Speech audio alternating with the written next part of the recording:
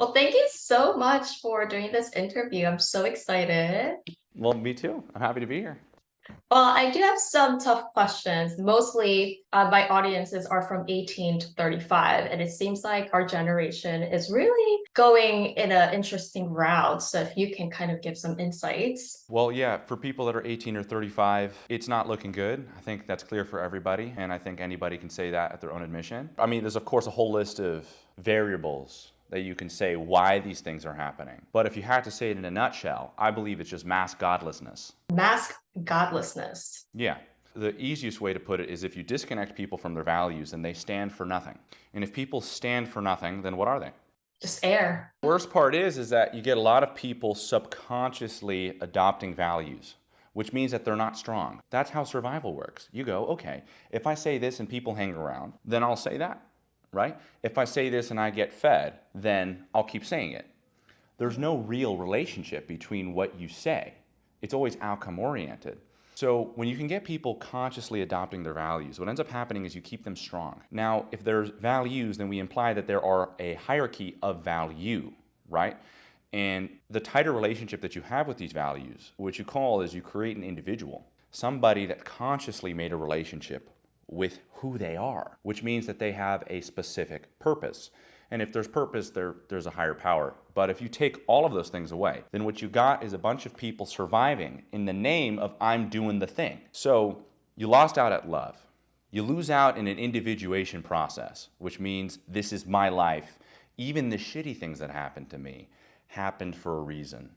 And they're there to connect me deeper to life. And so that I could become somebody out of it. It's no longer what was taken, it was what was given through that suffering. And you take away all of those things, well, then pretty much you got a bunch of people who don't know where they're going, asking and taking from everybody else. I was just on a call with a client, and it made me realize that actually most people don't come together to build anything. So true. So that's also another thing how you create loneliness is, well, how do people meet, right? We meet off of core values. Well, you take away the whole notion that there is a higher power and that there aren't values that definitely allow human beings to thrive, then you just got everybody aimlessly bouncing around like hockey pucks on a air hockey court. Everybody touching and bouncing, but nobody ever has a home. They don't even have a place to build or what you call deepen their individuality. Hmm. And then, of course, you can just go ahead and point at all the symptoms, but I'm talking about the cause, and I think that's what the cause is. Well, this was one of my tough questions. With everything you're saying, you sound like you're like an old soul, but you seem pretty young physically. How do you know all this? Well, great I mean, have you question. been through like a 20-year marriage? Kind of. Yeah, right. If I'd been through a 20-year marriage, I would have got married at 4. So there's a few things. Well, one of them is my parents are just exceptional people. They lived to pass on all the good that they had to their children. That made it simpler. I wouldn't say easier, but simpler. More easily accessible for me. And I definitely think that being a person of intention is what makes you learn a lot. You know, you could watch a movie. You could turn your brain off and go, lovely movie. Take The Incredibles. Most people just go fun cartoon for kids. Really, it's a story about two powerful people coming together and losing themselves because of a society that said you can't be unique, you can't be super. So what you get is Bob's character, who looks like an idiot in that car, looks like an idiot at his work, to find himself unleash those emotions and nearly kill somebody because he's not putting himself in the appropriate positions. So it went from fun cartoon to share with the kids to, oh my God, this is a story about me and my family and my wife. If I don't bring out these parts of me, then my marriage is falling apart. I became very intentional because I did believe that having those set of values, being raised as an Old Testament Jew, is the best way to put it, made me very conscious that my actions had consequences. That belief makes you present. And I believe that when you're present, it's not a question of time that makes you so knowledgeable. Because I know a bunch of 70-year-old airheads, 35-year-old babies. And I notice that it's when somebody pays attention and that when every time they take an action, there's intention. You're expanding what you can receive from the higher power, and you can inherently increase your wisdom because you're no longer just living life aimlessly. You're living in every conversation is, what does Grace have to tell me? What am I here for her? What is she here for me? And when you go out and watch a film and you go, let me watch this with me in mind. And what ends up happening is that everything starts to happen to you. You're no longer at the right party. You're in the right place. You're with the right people. You're doing the right things. And if you aren't, well, then that's great. You could start doing it because now you at least have a concept of where you are. Look back up at your North Star, continue going. And I noticed how many people don't even have that intention behind their actions. They expect to fall into things. And for me, I didn't really have consciousness till I was about 21. I know that sounds a little crazy, but I was in a relationship for about a year and a half, and it was everything I could have ever wanted on paper at the time. On paper, wow. On paper. Not what was good for me. It was not what I knew I wanted. It was what I wanted completely. And be careful what you wish for, you might just get it. Yeah, I got it. And the best part of it is that I even remember during the breakup, I was given a choice, a decision. It brought my attention, everything slowed down. And I believe everybody has this moment in their life. I mean, I'm just blessed that I had it at such a young age. I think that has to do with a lot of what God wants me to do in this world, to give back everything that I can and to still be relatable more than it's just a personal thing. And that's when I knew I had to share it. But I was 21 at the time. And I remember just standing in front of each other, and I was left with a choice. I could have just turned a blind eye. And with doing that, I may have debatably folded a straight royal flush of a life. But there was a point where I felt completely weightless and I could make a decision. And then once I made that decision, it was like I reassociated for the first time. And that was because I had a compass of what is right and wrong. What is it I'm trying to build? If I was just pleasure seeking, it's a fancy word for survival. And if you pleasure seek too much, that's hedonistic. It's for the pure sake of pleasure, nobody else. And then everything reassociated. I felt all of my pain. I felt all of the love I had. I felt myself come back. And then from that position, it was like, well, I got all these raw materials. Let's go ahead and let's build something for the world. And everything with that same intention. Some people have it at some point in their life. But once you know you had it, it's your responsibility to clean up the mess. I don't care who you are or how great you are according to somebody else or in comparison. We all have our messes to clean. And that when we become conscious, we start to see what we need to do. Which means that now you have a relationship with the damage. It's no longer, dead weight. It's, wait, you're telling me that I can relate to myself again? I can find love for me, and I could create something better than anything I could have ever imagined? And so when I was pulled into those, and I felt the walls get really close on my shoulders, right? It pulls you into a present moment. It's a lot of pressure. But you're generally going to have to make a decision. That was the first decision I made. And then once you're aware that you can make a decision, that's when you really wake up. Wow. So it seems like you're very spiritual in a sense. Do you have like the religion part, or like what is spirituality to you? Well, yeah, I like when people throw that out. I'm very spiritual. That usually means I'm not accountable to the things that demand me to show up that I don't like doing. But for the things that are beautiful and nice and give more purpose and meaning, I'm all open to that. I would say that for the sake of a conversation, if you said, am I very spiritual? Yes. But to dive deeper into it, I'm very real, like being raised Orthodox Jewish and then becoming observant Jew. I'm no longer like classic Orthodox. I was able to break free from that frame of mind, realizing that it's not absolutely a pure message. It's not a free message. It's to control people to some extent. In the name of safety, which is the best way you can control anybody. A lot of that has opened me up because I'm so grounded with it. You go ahead and you look at most spiritual people, they can't quantify the information. Mm-hmm. They fly like kites without strings. They're like balloons in the air. And they have all these beautiful sayings, but nothing that you can like really grasp on. And I believe that it was through a connection of those roots that allowed me to have access to those trees that everybody loves so much. The roots are not so pretty. They're in the ground, probably the ugliest part of a tree, if we had to make some sort of comparison. But they are connected to those core values.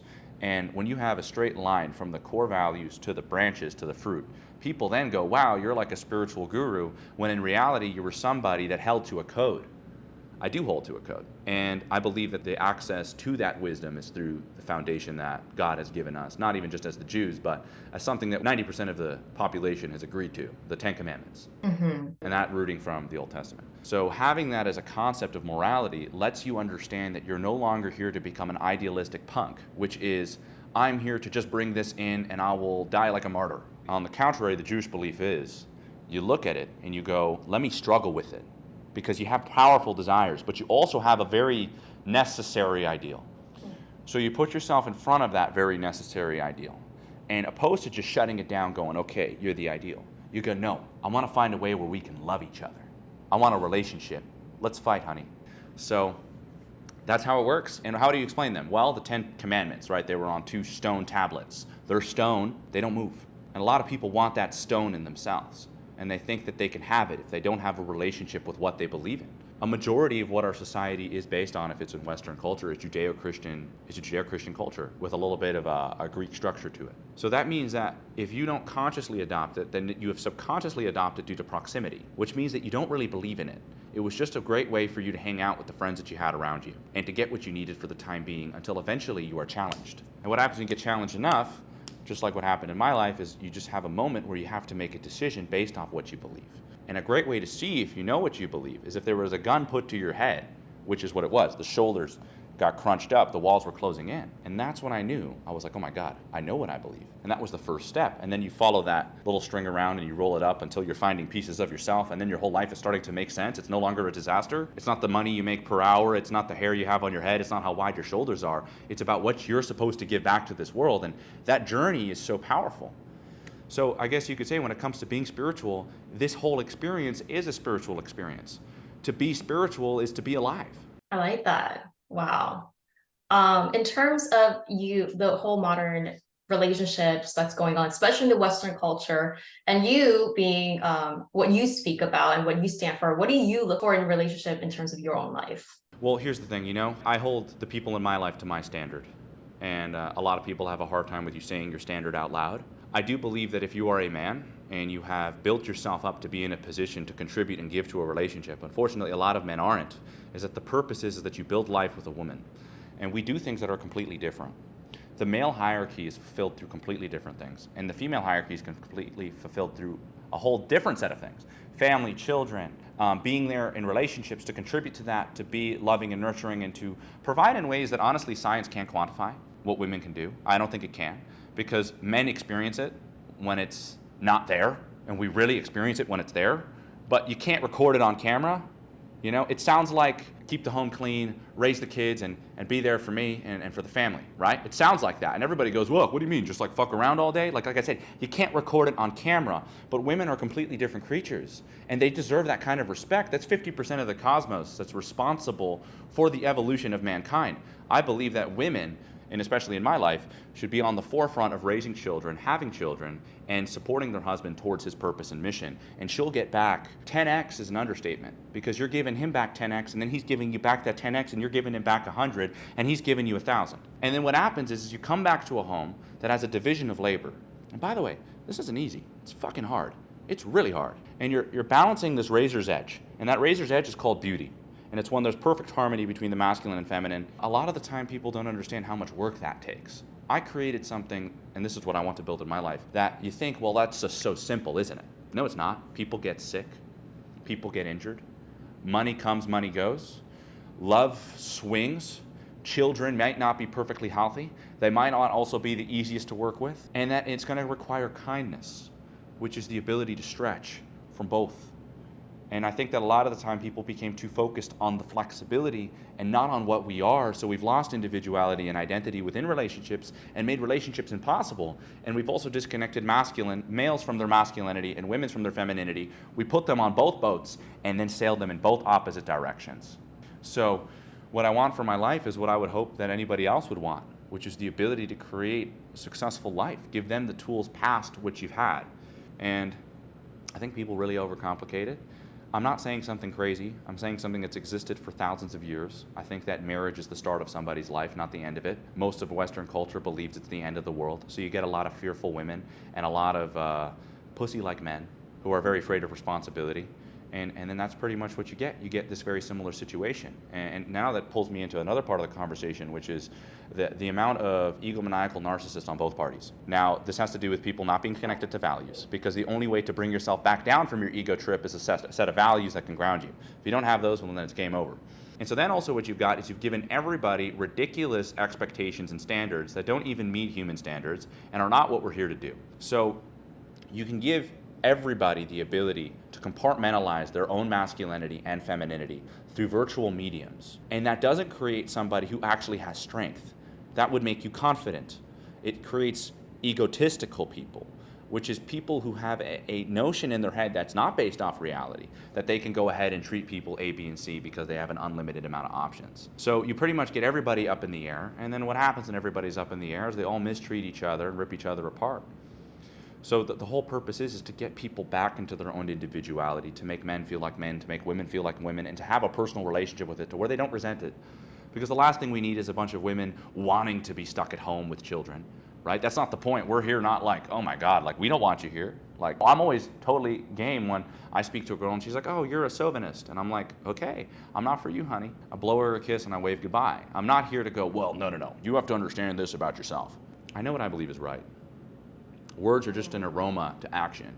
I just walk out. And they're like, what are you doing? You can't walk out on me. And you're like, well, yeah, I can. It's just not what I believe in. So now I can do that because I have a set of beliefs, and that belief in what I believe is right and what I believe in myself and what I'm deserving of. This is a very popular question that a lot of people had. I've heard a lot of men argue that monogamy for human is unnatural. So is polygamy healthier than monogamy nowadays since cheating is so prevalent? I love that question. I love your people.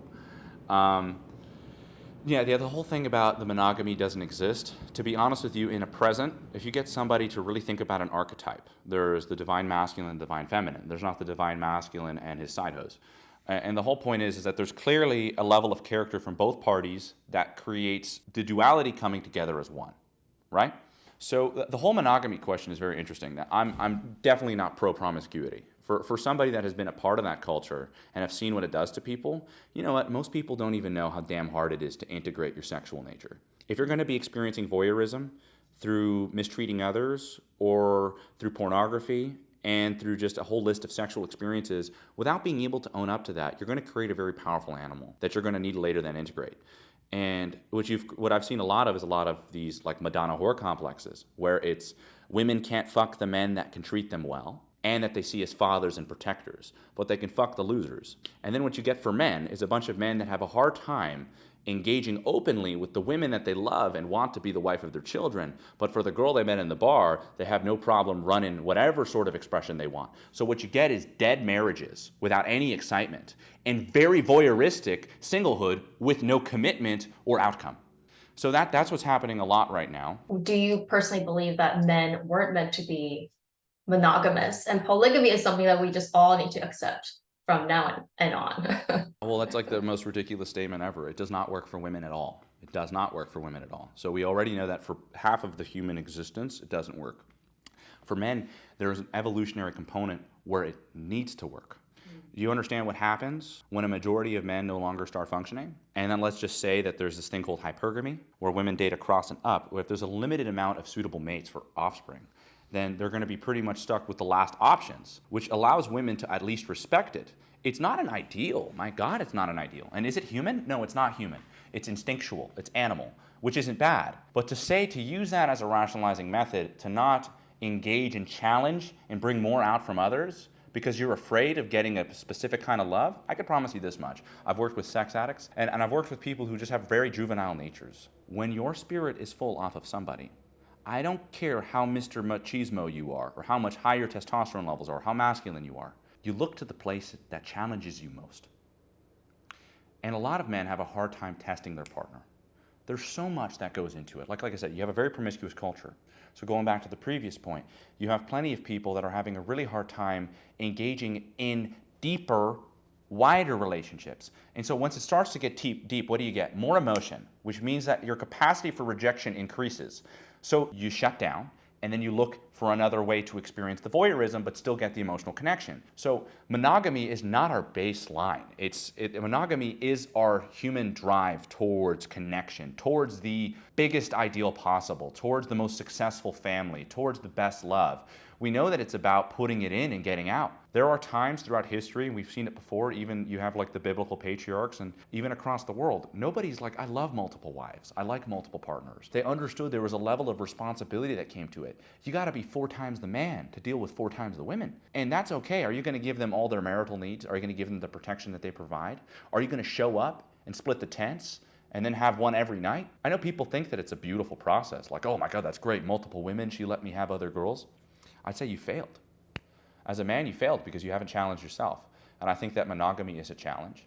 I think that there's a level of courage that men are going to have to start expressing to them, which is, I'm not getting the adventure I want. Well, then create it. What about you and her are holding back? Because believe me, being seen completely naked is the most exhilarating thing of all time. And to have somebody else completely naked with you, spiritually fulfilling is an understatement. It just makes so much sense. You fall into a state of flow, and you no longer start to go, oh, there's resistance, old habits. You go, okay, let's see if we can get deeper into this, because I'm not cheap, and what I put in isn't either. I'm putting in a lot. Let's see what happens if we can confront with one another. Could we get a deeper level of love? Could I find deeper beauty in a woman? And a woman has a capacity for Infinite beauty. Infinite beauty. It's what keeps us there. It's not the external stuff. It's a nice little dopamine hit just to get us to the internal beauty, I promise you. And I believe that elevated male nature is looking to get the most out of his woman. You know, Adam and Eve as an archetype are one and one. It's not Adam, Eve, and all of his other side hoes. I'm not saying that this isn't an actual reality where there is a shortage of women that understand who they are. Then men are kind of put in a position to where they are challenging. They want to bring it out, but if the women are running away, then what are you left with, you know? Then I'm sure that you can do that. For women, it does not work in any case at all. I agree. But for men, there's a possibility it can work. And then the same thing goes with infidelity. I get this a lot. If a woman cheats on a guy, it's game over because he's allowing himself to be mistreated to that point. And if a guy cheats on a woman, it's different because women value different things from men. A place of sexual sanctity for men is in the bedroom. The best way to put it is if a guy just had a hooker for one night and he's like, honey, I'm sorry, it could be repaired. I'm not saying it's great. It sucks. It sucks for both parties. But it could be repaired. If she went on a date with another guy, didn't touch him, but had laughs and giggles, that can be repaired. But when a man's woman sleeps with another man, it's game over. I'm not saying that these are ideals because they often imply some sort of sheepishness behind what you're asking.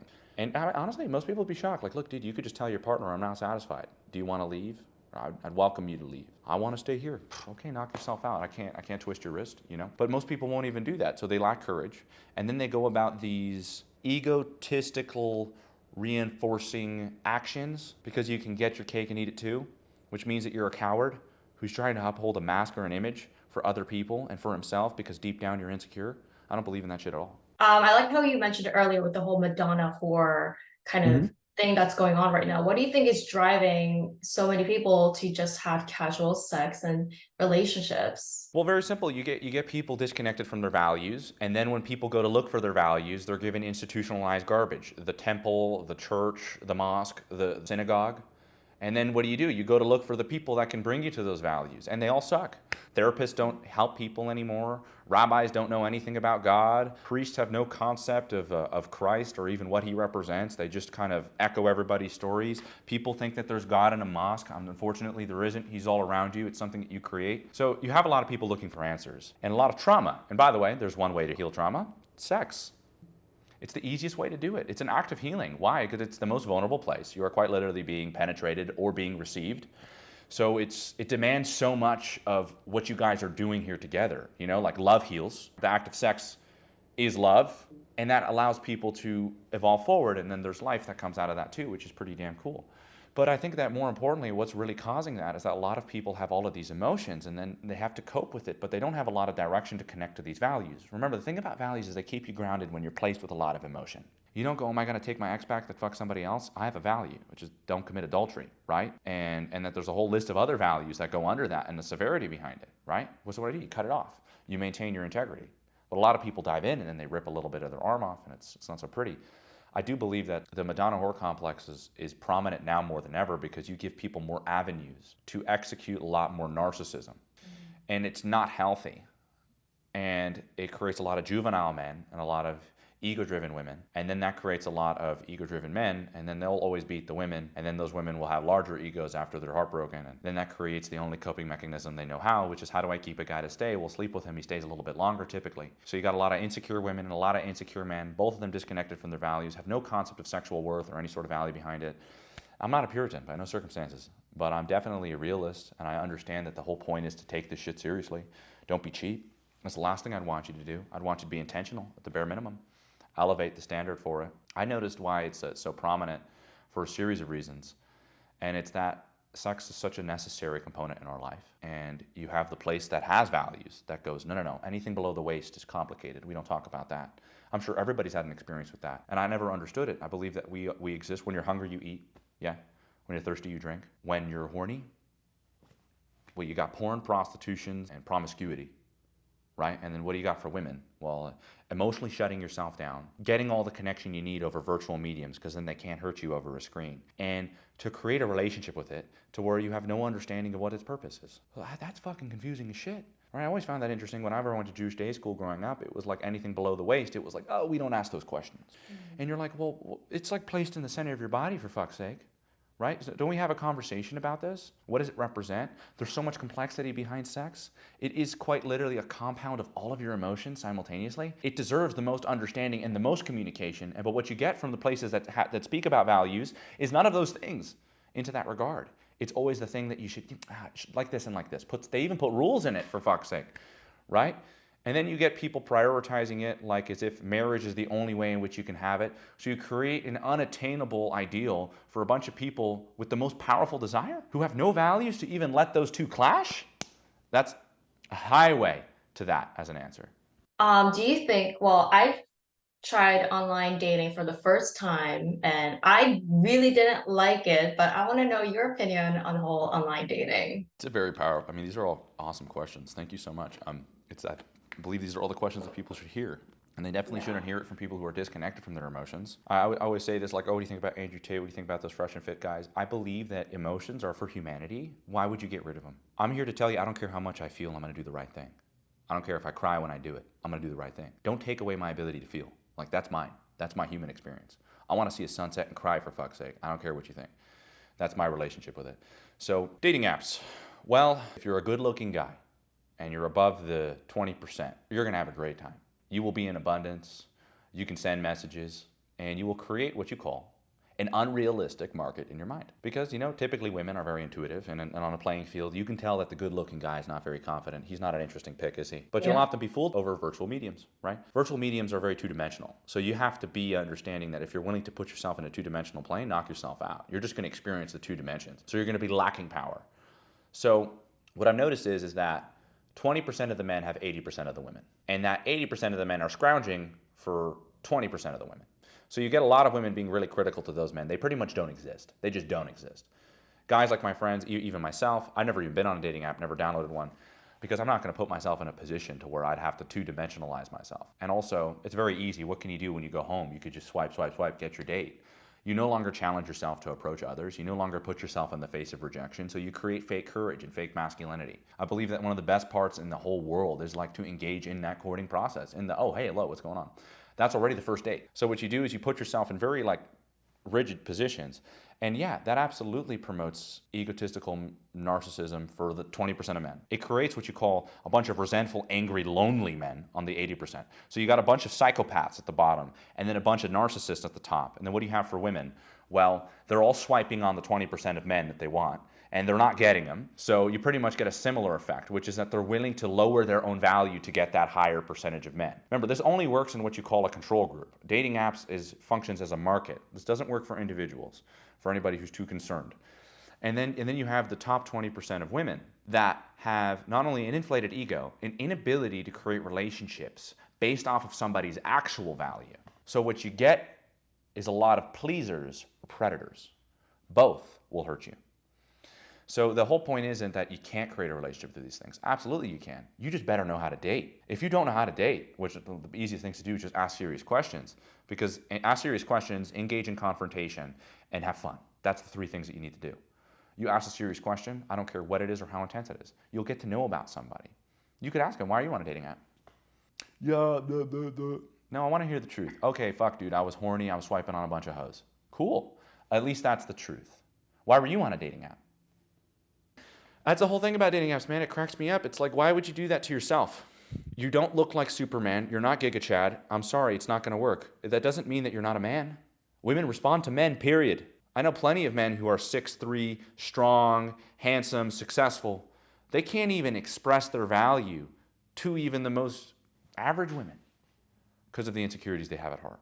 But what you could do when you get rid of that plane and you tell people that this is not real. Every day that you download another app or you post another picture and you don't use it for work, you're committing yourself to this reality.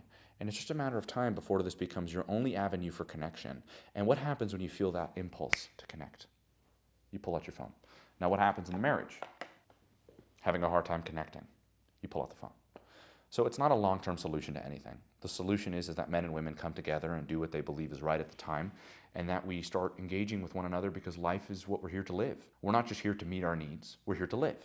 And I believe that that's part of this process. Don't take that away from you, because that's like exciting. One of the questions that I had, probably you get asked so much, if you were in a room with like Fresh and Fit, whatever podcast, I just wonder how you would you argue with them? Would you talk to them? Like, how would you be? Oh, they'll say true things. They don't believe those things. Belief comes in thoughts, actions, and words, or else it's not a belief.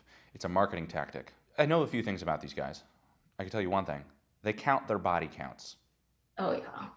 I can tell you that behind that guy that counted the body count is an insecure 16-year-old who had no relationship with women.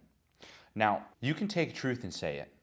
You can have a smoker say cigarette smoke is bad. But I'm going to tell you something, and I'll call them out, and I have no problem doing it. For high-value men, you seem to hang out with a lot of porn stars, prostitutes, and OnlyFans girls. Are you sure you're not such a degenerate yourself? That's what I tell them. So the whole point is, if you are a high-value man, then the highest value man that you can be is a father, and a good one. Wow. It also comes with husband, and yes, it comes with animal. A lot of men get rid of that part. You got to keep it in the marriage. You keep it exciting. You challenge your partner.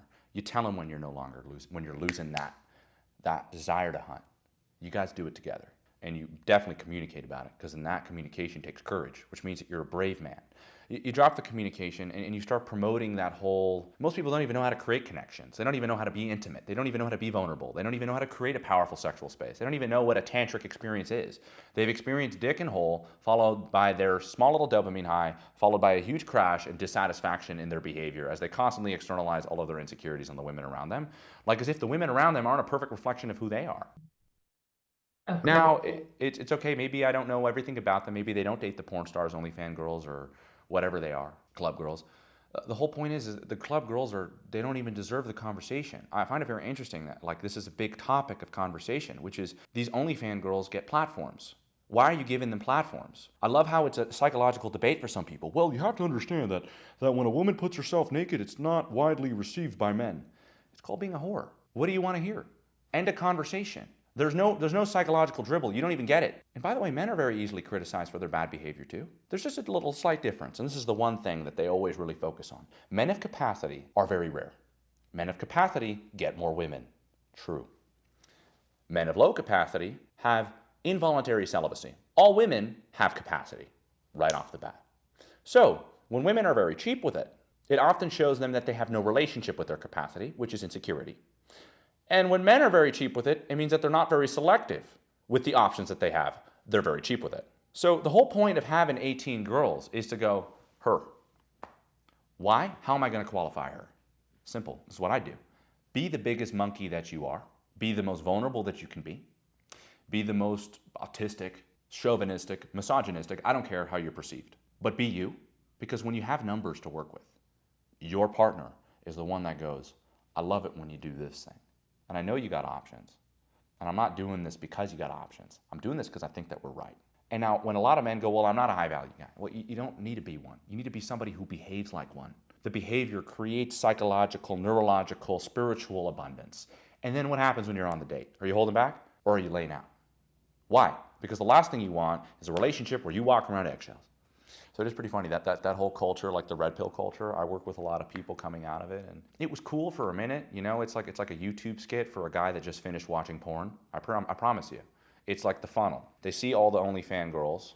Majority of those men are watching porn, right? So you have the insular culture watching that stuff, not the high value one. So that's their market. So they have a bunch of the porn stars that the guys jerk off to on the show to get them to engage with it, because they themselves are experiencing sexual shame and degrading their own vision of women throughout that process. So now when you have a bunch of men degrading women in a verbal context, they go, wow, I want to be like that guy. But then they go back on the hub, right? Going from the TikTok, funneling down back to the Pornhub page. You know, and I was telling that with my friend. It's like a fucking landing page. But then what that makes them do, it creates more of a distance between men and women. And what happens when there's such a big gap is the fear for rejection becomes so critical. So then you start to commit yourself to those messages, which is to be completely blunt. But that also makes you a pussy. So there's a lot of men who fear rejection, probably on a clinical level. And then majority of the women who just want that 1% of man, and most of those 1% of men don't know anything about value. Really? Yeah. Wow. They don't.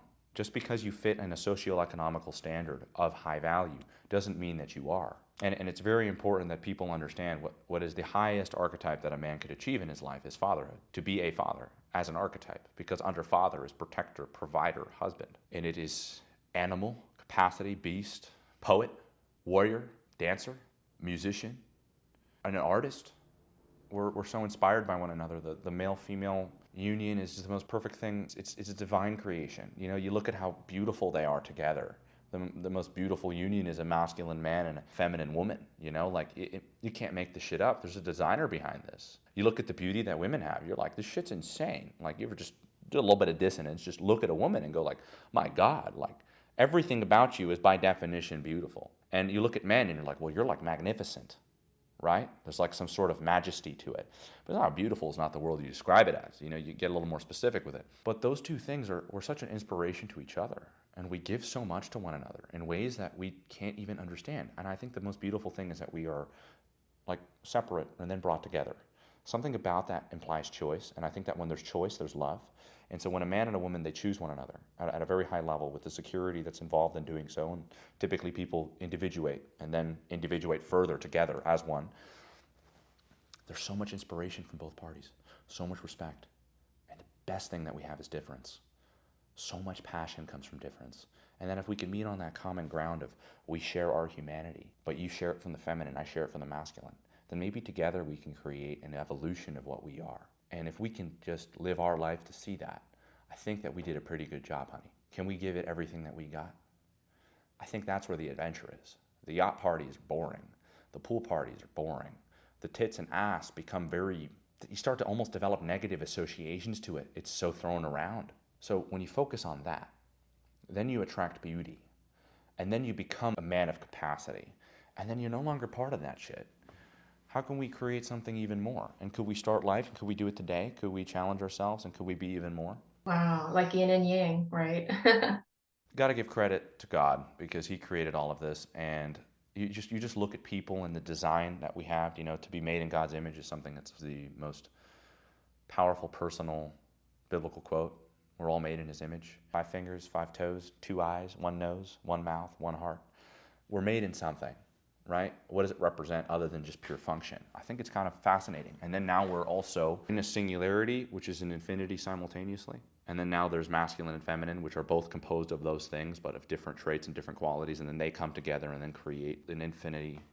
Just do your part so that you could experience the flow of existence. Wow, beautiful. One of the biggest questions that I got was commitment. It seems like women want commitment, men don't. It's so hard to find it.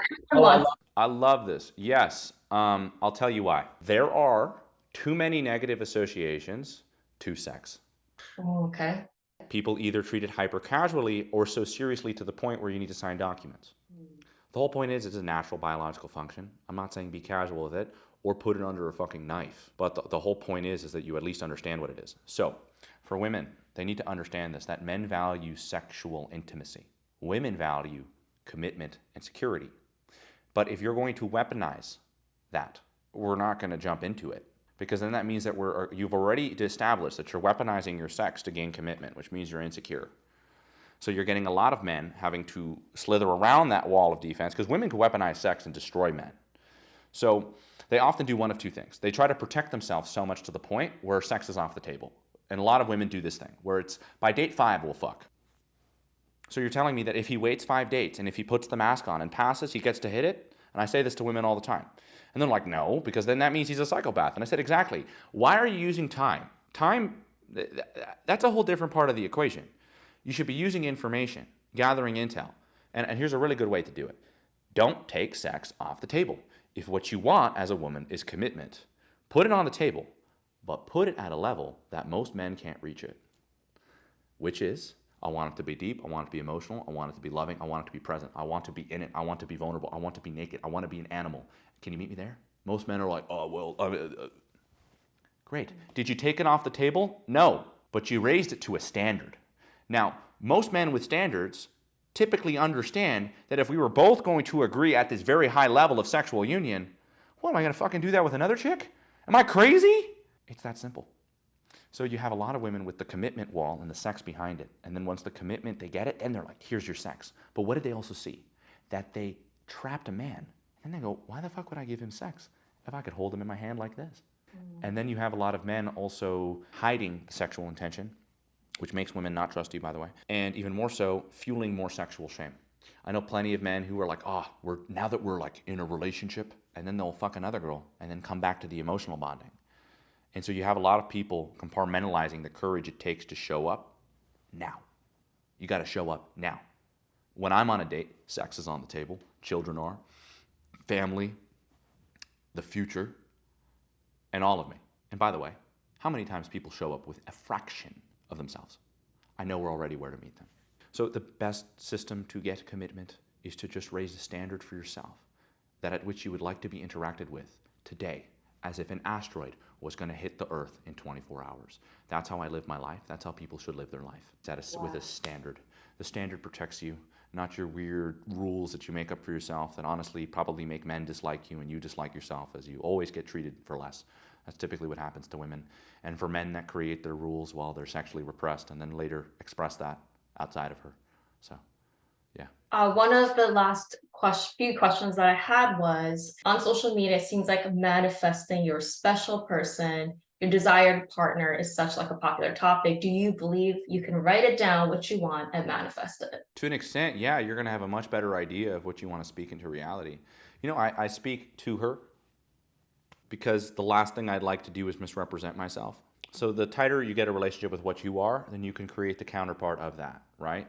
And then manifesting is pretty simple. It's like you are what you attract, right? Not what you want. If you feel insecure and you doubt yourself and you're very juvenile, you're probably going to attract somebody who's insecure, doubts himself, and is very juvenile. I don't care how much you want a high value A, B, or C. You're just going to get that because there's nothing you can do about it. When you begin to understand that, yeah, writing has such a powerful... Do you know what happens when people write down what they want? They look at it and they go, that's not real. So it's a great place to start. It is one part of the manifestation process. I believe that everything... You look at your life... I think that your subconscious, people deny that, how much powerful that is. Your conscious mind is like, some people say 2% of your brain in comparison, right? So you're saying that you got 98% of it attracting people into your life. Yes. That means that you have 2% of it saying, but I want this. No. You don't know that you don't want that. Because with anything good comes a lot of responsibility, and a lot of courage. And so a lot of people like to say that this is what they're attracting, but deep down in their head, they're like, bro, we put all brakes. Continue writing though. It looks cute. Yeah, make him have curly hair.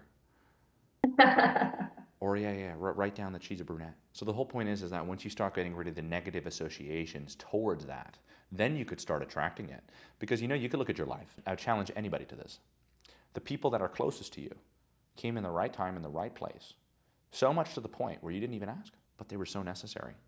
I think that for anybody that has a long-lasting relationship with a friend, even a family member or whatever it is, you start to go, oh my God, I didn't know I needed you. If it wasn't for you, I wouldn't be saying these things, which wouldn't have made this shift, which allowed me to meet this person. How did you come into my life? And you could look back at those thoughts that you had. And you could go, oh my God, I manifested them. And then you could ask them, because manifestation is typically a two-way street. I believe that every single role exists with a counterpart, and every thought exists with the other side of that completed idea. So when you go around running your mouth, that's the first step.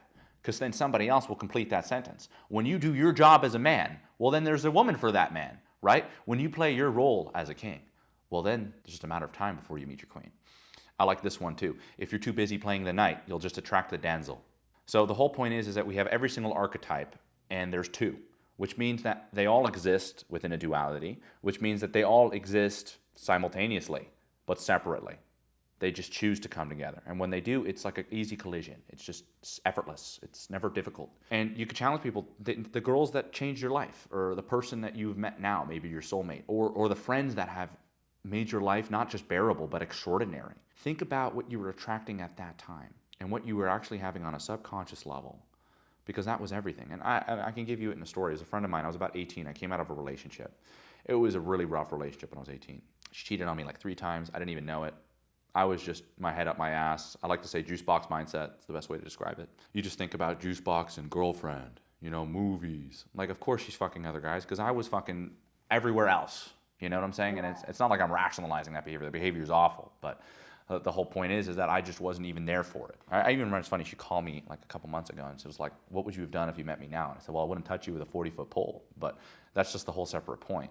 I going back to the previous one, which is I realized I came out of this relationship, what was I seeking on a subconscious level? Adventure, memories, camaraderie, real love, right? And I even remember the same day, one of my best friends, who is such a crucial part of my development and everything that I've done at this point in my life. Not only indebted to him, but it just blows my mind that it was a two-way relationship into where it's just an echo chamber of how we don't believe how much we love each other.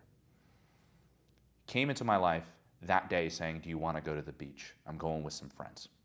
And when we came together, there wasn't this like, no, we're right for each other, pull you in. It was just like, and in the same direction we went. And then years go by, and I asked him, I said, what was in your mind when we first met, when we had this first interaction? Just so you know, he lived around the corner from me the day in my childhood home. So the people that are in your life are not across the seas. They're in your fucking block. A majority of people's wives live within a mile of them. And it's not because, well, that's just how proximity works. It's because there's reason and purpose behind where you are today. Your parents are your parents, not somebody else's. Your life is your life. That is your body. Have a relationship with it. It's hard. People think it's easy just when you're born perfect. It's not the case. You're not. You have to have a relationship with that perfection too, or whatever it is. You're going to have a relationship with your parents. If you don't, well, then you forsake everything in life. One life is not just better than the other. Sure, on a stat. But to two individuals, it's no. But I got this, and that allowed me to do this, and I love my life, whatever. Two singular points. So who's arguing anyways? But anyways, yeah, he came into my life, and I asked him, I said, well, what were you looking for? He said, at that point in my life, I was looking for somebody who was confident, bold, and outgoing, who was seeking adventure and wanted to just experience memories and stories that you can write down in a book. Do you see that we both had the same thoughts and intentions when coming together? You know, for years he told me he was insecure and lonely, right? I didn't believe it because he did such a good job at just colliding and going with it. So how much does it matter what you were before? It matters the commitments you make to yourself. And when you make those commitments to yourself, well, then there's your partner, there's your friend, there's your client. There's commitments that need to be done to release the subconscious to bring it in. And I made those commitments, which was animals out, motherfucker. And to him, it was the same thing. No longer playing the kid that's complaining about not having the high school experiences. Together, we shared those high school experiences and then into our adulthood experiences, and they seem to keep progressing. And all I could say is thank you, God, for all my blessings at every second, because I'm the luckiest man to be alive and to have those relationships for as long as I can have them. I know I have them today. So I'll show up today. I'll foster and keep it. And if I'm graced by God to have tomorrow, well, I'll show up and I'll give to it and foster it, just like I do everything. One day I'll be 80, but I'll look at the people around me and I'll know I gave every day to all of these people. And I didn't even need to question if they'd leave because I knew that I had the day that I had with them and I gave to that. I did my part. So it's just about committing to your role. A lot of people don't like to commit to their role. They like to live with, well, if I had my partner, I'd be, what would you be? Well, I'd be more open with the world. Well, then be more open with the world. They go, well, I'm afraid. Well, then that's great. Now you could be courageous. She won't see through courage. Women love brave men, and it's because they know that these men worked hard within themselves. Like, don't externalize the conquering processes, man. It's it. You hit a wall. Internalize it. You'll do more than Genghis Khan ever could, and you won't be counting your body count, that's for sure. And you'll have people that represent you, and you'll do things that make you feel alive. And most importantly, you won't ever doubt that this existence is the best thing because it's a gift from God. Wow, I feel like I'm talking to like a 150-year-old in a good way, like you've been around. It's great. Whenever I'm on dates, I make it very clear that I'm an absolute 16-year-old. And I said I'm not both. I exist with both. But I actually love that I was given a relationship to be human. There's a dark side that everybody has that they need to integrate. And a lot of people will love this because it's easy to love. I know it is. But there's the other side, which is how much of the other side allows that to exist. Can I love that too? Well, only if I love it, and I love it too, so I do both. Wow. So what kind of people should come to you and get your coaching or your help? Well, I think that a fancy word for it is people that fear rejection. A better word for it are people that at a fundamental level feel weak, unworthy, and undeserving of everything that life has given to them. And this isn't just for people at the bottom of the hierarchy. This is for people at the top. It's for people that want to connect. It's for people that want real love. It's for people that want to build real relationships, for people that want to have legacies, for people that want to be individuals, autonomous, authentic, thinking for them and contributing at the highest capacity possible, really seeing what life has to offer. Those are the people. Wow. Okay. I'm gonna list your websites and everything for everybody to check it out. And I think everyone's rooting for you to have this like battle with like, those people. Yeah, I mean, I love to make fun of them because they're very easy to make fun of. And it's not like they don't say true things. The truth is the greatest marketing device, man. It's the greatest sales pitch. It's the easiest thing to do. But what's hard is to have a relationship with that truth and to embody it. I noticed this and I held myself accountable. If I did not have this job, I'd be making $600K a year as a sales position or some sort of marketing position because I'm very gifted and very talented. But I would not hold myself to the standard that I hold myself to now. There's a reason why I do this. Because it is the best security system that I have towards finding and reaching my potential. Every time I say something and then I see myself being a little snaky with it, there's a girl I was seeing, for example, and there was no commitment behind it, whatever it was months ago. And I even told her, I said, like, there's just nothing here. I don't think that this is gonna be a thing that we're building, but if you still wanna go ahead and see me, you can. And so I went ahead and I saw another girl and then I came back to her. My natural instinct was to, but I was like, oh my God, the things that you preach. Thank God I opened my mouth and people hear it. And that's the most valuable thing that you have. So what did I tell her? I said, hey, I went out with another girl the other day. Does that bother you? Does that make you see me differently? She was like, no, I never asked anything of you other than just to spend time with you when I could spend time with you. And I was like, oh, well, okay. See, but it demanded a little bit of courage. She didn't kiss some dirty lips. She kissed truthful ones. Because it's not so much about the things that you do that makes them dirty. It's about the shit that comes out of it that does. So I really stand for truth, and I do my best not to lie to myself and to lie to others. I catch myself slipping up like everybody else, and I'm deeply flawed, and I do my best every day, and I believe that other people think that just because you have a position in which you can contribute a lot doesn't mean that you still don't have your own individual struggles. And I would just say, just keep your eye on the prize, Chief. Got it. Well, thank you so much. This was so fun, so much learning, and I think a lot of my audience will learn so much. Well, great. I mean, I would like to stay connected in general if there's ever something you want to do in the future, or even have other people on it to engage, take it further. I had a wonderful time. Your questions were amazing, and I wouldn't be able to do what I do if it wasn't for people like you asking. Yeah, I'm actually starting a podcast with a couple influencers, and we have like businessmen lined up, and I would love to have you if you're free in the future. Okay, well, wonderful. I'll be there. Yay! Well, thank you so much. And if I'm ever in LA or if you're ever in New York, I would love to treat you out just to say thank you, and I'll stay connected. All right, wonderful. Well, anyways, thank you so much. Let's stay connected. If I'm ever out there, if you're ever out here, I'm open to lunch, coffee, whatever it is. Got it. I'll see you again. Thank you. All right, bye-bye. All the best. Bye.